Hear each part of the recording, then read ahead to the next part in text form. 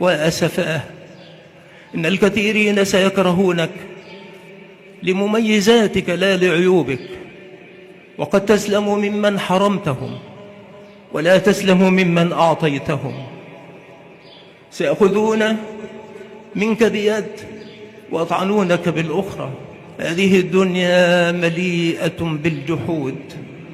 سيكسرك بعض الذين رممتهم، وسيجرحك بعض الذين داويتهم، وسيطفئ شمعتك بعض الذين أضأت شموعهم، وسيكسر مجاديفك بعض الذين أصلحت ودفعت قواربهم، وسيبكيك بعض الذين مسحت دموعهم.